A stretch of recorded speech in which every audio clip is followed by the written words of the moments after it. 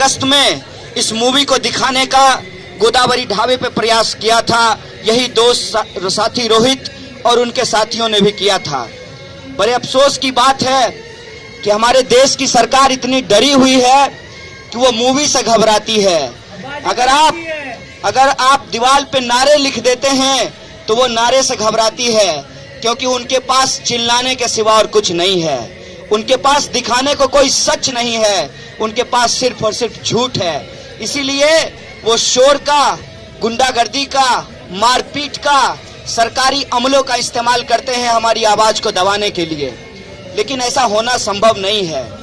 एक बार उनको मुंह की खानी पड़ी है और शायद इसीलिए बदले की भावना से इतने महीने के बाद उमर को, अनिर्वाण को, सोनम को और दूसरे साथियों को शो कॉज नोटिस भेजा गया है कि आप लोग मूवी स्क्रीन क्यों कर रहे थे। यह सवाल हम इस प्रशासन से पूछना चाहते हैं कि मूवी दिखाना कौन सा अपराध है। कहिए आप सीधे सीधे कि मुजफ्फरनगर का सच आप क्यों बता रहे थे। अपना चेहरा छुपाइए नहीं कानून की आड़ में, क्योंकि जब भी आप छुपाने की कोशिश करते हैं बड़ा ही भयावह चेहरा हमारे सामने निकल करके आता है।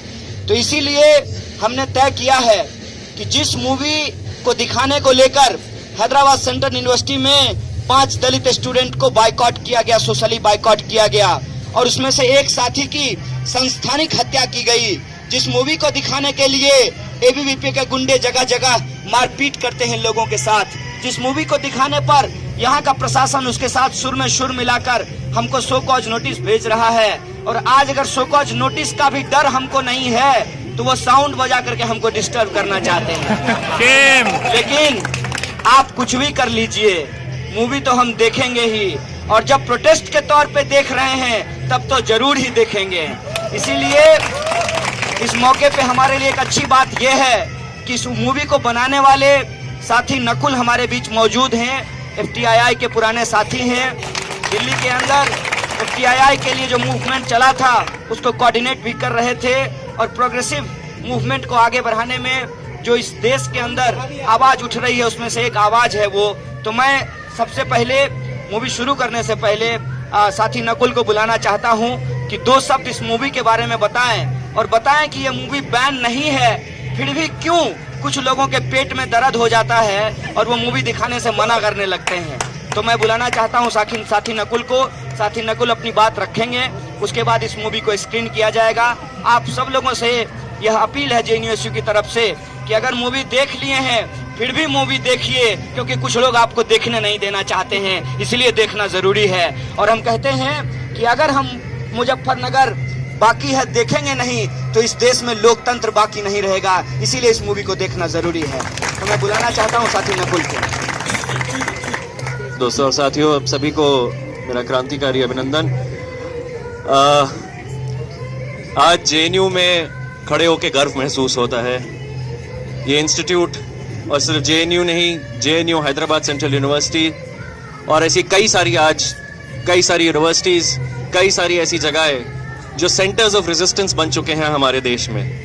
इस देश का जो एक पूरा इस सरकार का जो एक ब्राह्मणवादी, फाशीवादी और एक कॉर्पोरेट एजेंडा है, उसके खिलाफ अगर आज कहीं सबसे ज्यादा बुलंद आवाज कहीं उठ रही है तो वो छात्रों की आवाज है। और इसके लिए मैं आप सभी को अपना क्रांतिकारी सलाम पेश करता हूं।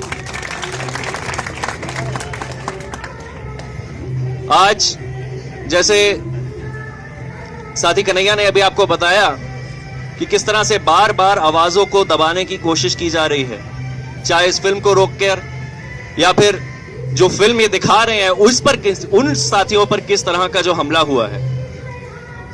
और ठीक वही चीज जो अंबेडकर स्टूडेंट्स एसोसिएशन के साथियों के साथ हुई थी, जो साथी रोहित और उनके 4 और दलित साथी जो अंबेडकर स्टूडेंट्स एसोसिएशन में इनके कॉमरेड थे, ठीक वही चीज आज ये शो कॉज नोटिस भेजकर यहां जेएनयू में भी करने की कोशिश कर रही है सरकार। ये हाई लेवल इंक्वायरी कमेटी जिसको कहते हैं, मेरे को ये सवाल है, मेरे जहन में ये सवाल आते हैं, हाई लेवल दरअसल कितनी हाई लेवल है? ये क्या ये हाई लेवल कहां बैठी है? ये नागपुर में बैठी है, पार्लियामेंट में बैठी है? कौन है ये हाई लेवल? क्योंकि क्लियरली ये नोटिस यहां की यूनिवर्सिटी के एडमिनिस्ट्रेशन से तो नहीं आ रहे हैं, कहीं और से ड्राफ्ट किए जा रहे हैं और यहां पर सबको भेजे जा रहे हैं। और अगर आप ये बोल रहे हैं कि इस फिल्म को दिखाना गलत है और इसलिए आप जो भी ये फिल्म दिखाएंगे तो आपको ये नोटिसेस भेजे जाएंगे, आपको डराया धमकाया जाएगा। तो मैं आपको एक चीज आज बड़े स्पष्ट रूप से एक बताना चाहता हूं कि इस फिल्म को दरअसल भारत सरकार के एक फिल्म फेस्टिवल ने मुंबई में दिखाई थी। ये film Mumbai international film festival में 2016 में, अभी फरवरी के महीने में, जो आईएनबी मिनिस्ट्री और महाराष्ट्र स्टेट गवर्नमेंट, जो कि अभी भाजपा की सरकार है वहां पर, इन दोनों के कोलैबोरेशन में ये एक फिल्म फेस्टिवल होता है, वहां पर सरकार ये फिल्म दिखाती है। तो अगर ये फिल्म दिखाना गलत है तो सबसे पहले नोटिसेस आप अरुण जेटली को भेजिए और फडणवीस को भेजिए, और स्टूडेंट्स को इस तरह से हरास करना बंद करिए। अगर वो गलत है, अगर वो गलत नहीं है तो ये क्यों गलत है। एक और फिल्म मुजफ्फरनगर पर, जिसका नाम है इन दिनों मुजफ्फरनगर, साथी शुभ्रदीप, जिनकी अभी 1 साल पहले इंतकाल हुआ, और उनकी वाइफ मीरा चौधरी, इन दोनों ने ये फिल्म बनाई थी। उस फिल्म को आज आप पढ़ेंगे, उस फिल्म को आज सेंसर बोर्ड ने सेंसर कर दिया है। मैं आपसे गुजारिश करूंगा, जिस तरह से इस फिल्म को आप लोगों ने बार बार हमारी आवाज बुलंद करके ये फिल्म दिखाई है, मेरे ख्याल से आज इस सेंसरशिप के लॉ को चैलेंज करने की जरूरत है। हर चीज पर सेंसरशिप हो जाती है, आप कुछ भी करें तो आपको एंटी नेशनल घोषित कर दिया जा रहा है। आप लोगों से बेहतर इसको कौन समझता है। तो मैं आप सबका बहुत बहुत शुक्रिया अदा करता हूं, ये फिल्म दिखाने के लिए ही नहीं, लेकिन इस पूरे आंदोलन को कहीं ना कहीं बहुत सारी आवाजों को आप लोगों ने एक बुलंद आवाज के रूप में सामने, देश के सामने रखा है। इसके लिए मैं आप सबका सलाम करता हूं। ये फिल्म मुजफ्फरनगर बाकी है, मेरे ख्याल से आप लोगों में से कई लोगों ने देख ली है, लेकिन फिर भी 2 शब्द इसके बारे में कहूंगा। ये फिल्म 2013 में जो मुजफ्फरनगर में नरसंहार हुआ था, आप लोगों को याद होगा, बहुत उन दिनों आंकलन किया जा रहा था कि नरेंद्र मोदी की क्या सरकार बनेगी, नहीं बनेगी, क्या उनकी पूर्ण बहुमत से सरकार बनेगी, और अक्सर ये बात होती थी कि क्या उत्तर प्रदेश में उनकी क्या इतनी अच्छी परफॉर्मेंस रहेगी क्या कि वो पूर्ण बहुमत की एक सरकार बना पाएंगे। जब ये नरसंहार हुआ और हम लोग इस नरसंहार के लगभग 1 हफ्ते बाद मुजफ्फरनगर गए, तो एक चीज स्पष्ट हो गई थी कि इस ध्रुवीकरण से शायद मुजफ्फरनगर में, और मुजफ्फरनगर नहीं बल्कि पूरे उत्तर प्रदेश में जो एक ध्रुवीकरण ये लोग चाह रहे थे वो हासिल कर चुके हैं, और इनकी एक पूर्ण बहुमत की सरकार बनेगी। और इसीलिए मेरे ख्याल से मुजफ्फरनगर का दंगा 2014 के जो लोकसभा चुनाव है, उसका एक सबसे एक इंपॉर्टेंट टर्निंग पॉइंट बन जाता है।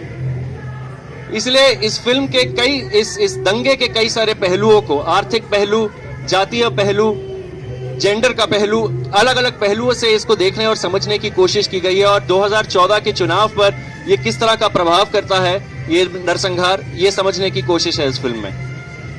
आप सबका यहाँ आने के लिए फिर से एक बार बहुत बहुत शुक्रिया। ये फिल्म दिखाने के लिए एक बार आप सबका बहुत बहुत शुक्रिया।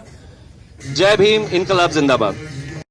अगस्त में इस मूवी को दिखाने का गोदावरी ढाबे पे प्रयास किया था, यही दोस्त साथी रोहित और उनके साथियों ने भी किया था।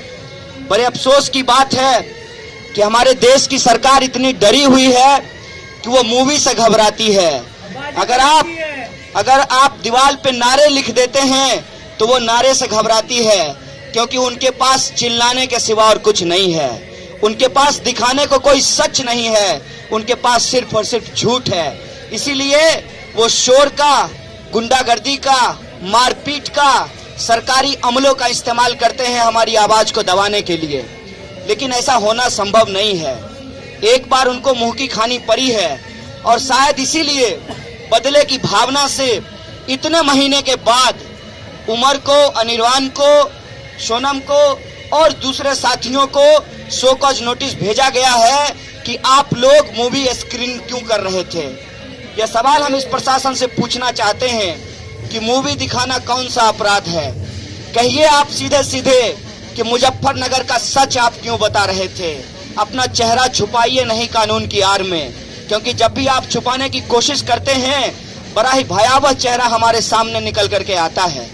तो इसीलिए हमने तय किया है कि जिस मूवी को दिखाने को लेकर हैदराबाद सेंट्रल यूनिवर्सिटी में 5 दलित स्टूडेंट को बाइकॉट किया गया, सोशली बाइकॉट किया गया, और उसमें से एक साथी की संस्थानिक हत्या की गई। जिस मूवी को दिखाने के लिए एबीवीपी के गुंडे जगह जगह मारपीट करते हैं लोगों के साथ, जिस मूवी को दिखाने पर यहाँ का प्रशासन उसके साथ सुर में सुर मिलाकर हमको शो कॉज नोटिस भेज रहा है। और आज अगर शो कॉज नोटिस का भी डर हमको नहीं है तो वो साउंड बजा करके हमको डिस्टर्ब करना चाहते हैं। सेम। लेकिन आप कुछ भी कर लीजिए, मूवी तो हम देखेंगे ही, और जब प्रोटेस्ट के तौर पे देख रहे हैं तब तो जरूर ही देखेंगे। इसीलिए इस मौके पे हमारे लिए एक अच्छी बात यह है कि इस मूवी को बनाने वाले साथी नकुल हमारे बीच मौजूद हैं। FTII के पुराने साथी हैं। दिल्ली के अंदर FTII के लिए जो मूवमेंट चला था उसको कोऑर्डिनेट भी कर रहे थे, और प्रोग्रेसिव मूवमेंट को आगे बढ़ाने में जो इस देश के अंदर आवाज उठ रही है उसमें से एक आवाज है वो।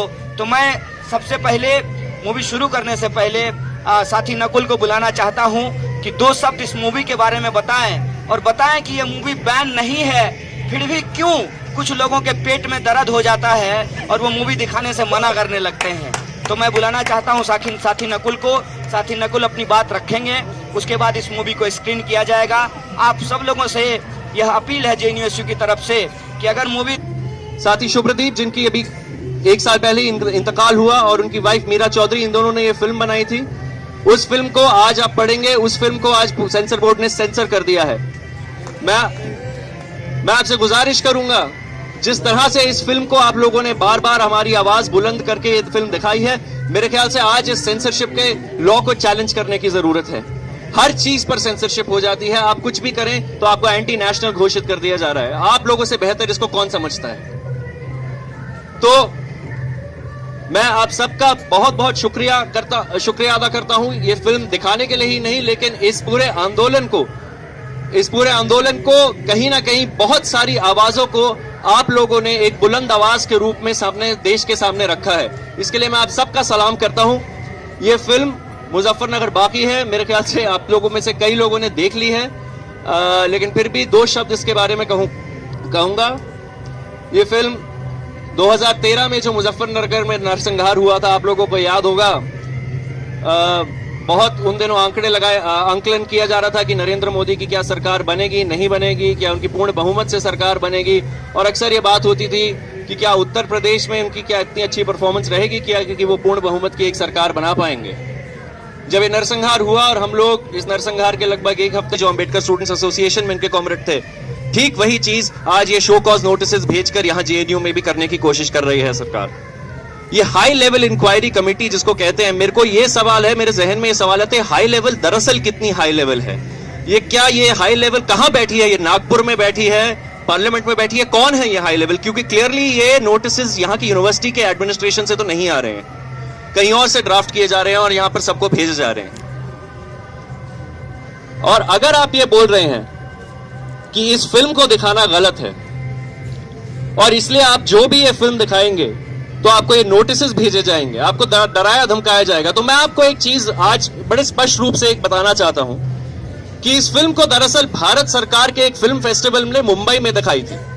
ये film Mumbai international film festival में 2016 में, अभी फरवरी के महीने में, जो INB मिनिस्ट्री और महाराष्ट्र स्टेट गवर्नमेंट, जो कि अभी भाजपा की सरकार है, वहां पर इन दोनों के कोलैबोरेशन में ये एक फिल्म फेस्टिवल होता है, वहां पर सरकार ये फिल्म दिखाती है। तो अगर ये फिल्म दिखाना गलत है तो सबसे पहले नोटिस आप अरुण जेटली को भेजिए और फडणवीस को भेजिए, और स्टूडेंट्स को इस तरह से हरास करना बंद करिए। अगर वो गलत है, अगर वो गलत नहीं है तो ये क्यों गलत है? एक और फिल्म मुजफ्फरनगर पर जिसका नाम है इन दिनों मुजफ्फरनगर, देख लिए हैं, फिर भी मूवी देखिए, क्योंकि कुछ लोग आपको देखने नहीं देना चाहते हैं, इसलिए देखना जरूरी है। और हम कहते हैं कि अगर हम मुजफ्फरनगर बाकी है देखेंगे नहीं तो इस देश में लोकतंत्र बाकी नहीं रहेगा, इसीलिए इस मूवी को देखना जरूरी है। तो मैं बुलाना चाहता हूँ साथी नकुल को।